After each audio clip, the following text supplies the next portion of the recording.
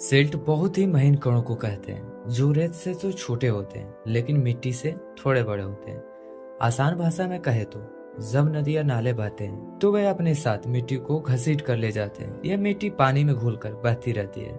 इस घुली हुई मिट्टी में सबसे बारीक कण जो जमा हो जाते हैं उन्हें ही सिल्ट कहा जाता है। सिल्ट को आप सूखे आटे जैसा महसूस कर सकते हैं। जब यह गीली होती है तो इसे किसी सांचे में नहीं ढाला जा सकता क्योंकि इसमें चिपचिपाहट नहीं होती।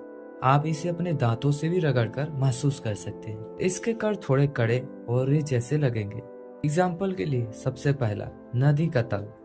जब नदी बहती है तो वो अपने साथ मिट्टी बहा कर ले जाती है। नदी के तल पर धीरे धीरे यही सबसे महीन कण जमा हो जाते हैं जिन्हें सिल्ट कहते हैं। सालों बाद यही सिल्ट नदी के तल को ऊंचा कर देती है।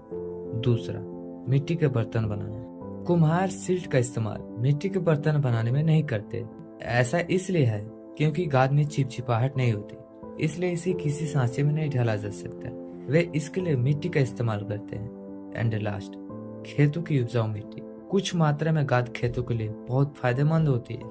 यह हवा और पानी को रोक कर रखती है जिससे पौधों को पोषण मिलता है। लेकिन अगर खेत में बहुत ज्यादा गाद जमा हो जाती है तो यह फसलों को नुकसानदेह हो सकती है। सिल्ट मिट्टी का ही एक बहुत बारीक रूप है। यह प्राकृतिक रूप से नदियों और नालों के बहने से बनती है।